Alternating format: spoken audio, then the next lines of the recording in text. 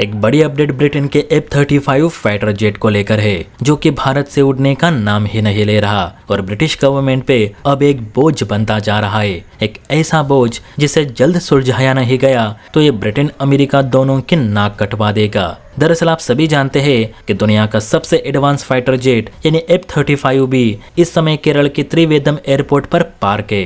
British navy द्वारा operate किया जा रहा ये F-35 केरल के समुद्री तट से 100 समुद्री मील दूर भारतीय नेवी के साथ मिलकर मॉक ड्रिल कर रहा था, लेकिन फ्यूल कम होने की सूचना मिलने के बाद इसने केरल के तिरुवनंतपुरम एयरपोर्ट पर इमरजेंसी लैंडिंग की। ब्रिटिश पायलट को लगा था कि रिफ्यूलिंग करके इसे वापस उड़ाया जा सकता है, लेकिन लैंडिंग होने के बाद यह फाइटर जेट जो बंद हुआ वो अभी तक चालू ही नहीं हो सका।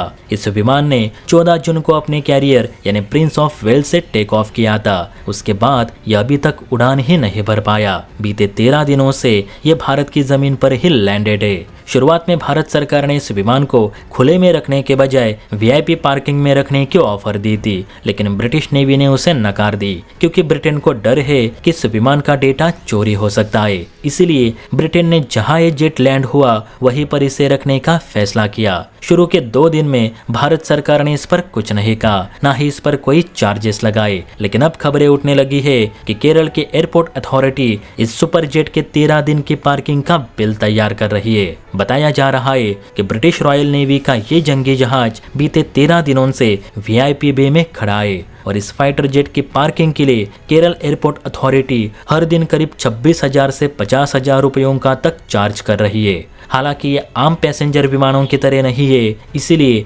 चार्जिंग का तरीका भी थोड़ा अलग रखा गया है। शुरू में भारतीय प्रशासन ने इस पर कोई शुल्क नहीं लगाया, लेकिन अब नियम के तहत चार्ज लगाए जा रहे। अभी के लिए फिलहाल ये रकम भारत सरकार ही दे रही है, जिसे बाद में ब्याज समेत ब्रिटिश सरकार से वसूली जाएगी। कहते हैं इन 13 दिनों में ब्रिटिश F-35 की पार्किंग फीस 5 लाख रुपयों से ज्यादा हो चुकी है। प्लस CISF के जवान जो 24 घंटे इस विमान की निगरानी कर रहे हैं, उनकी पेमेंट भी ब्रिटिश सरकार से ही वसूली जाएगी। अमेरिका और ब्रिटेन के इंजीनियर्स की एक टीम जल्दी त्रिवेंद्रम पहुंचने वाली है और यहाँ आकर वो विमान की खराबी को दूर करेगी। और अगर ये टीम विमान को रिपेयर करने में सफल नहीं हो पाई तो मिलिट्री के भारी मालवाहक विमान के जरिए इसे एयरलिफ्ट करके वापस ले जाने की योजना है। ब्रिटेन के उच्चायुक्त के प्रवक्ता ने अपने बयान में ये कहा कि हम तिरुवनंतपुरम इंटरनेशनल एयरपोर्ट पर खड़े हमारे F-35 फाइटर जेट को जल्द से जल्द सुधारने का प्रयास कर रहे, बस हमें भारत और सहयोग दे।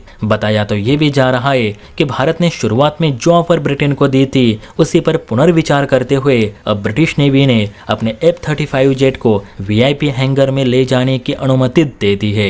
अब वहीं रहकर इसे रिपेयर किया जाएगा। हालांकि इसे हैंगर में ले जाने का काम यूके की इंजीनियरिंग टीम भारत पहुंचने के बाद ही होगा, लेकिन इस पर केरल के एयरपोर्ट अथॉरिटी का कहना है कि ब्रिटिश नेवी का प्लेन चाहे धूप में खड़ा रहे या वीआईपी हैंगर में, हम 26 से 50,000 तक दिन की पार्किंग फीस तो लेंगे ही।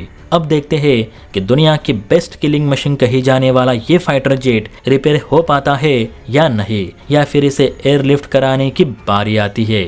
जय हिंद।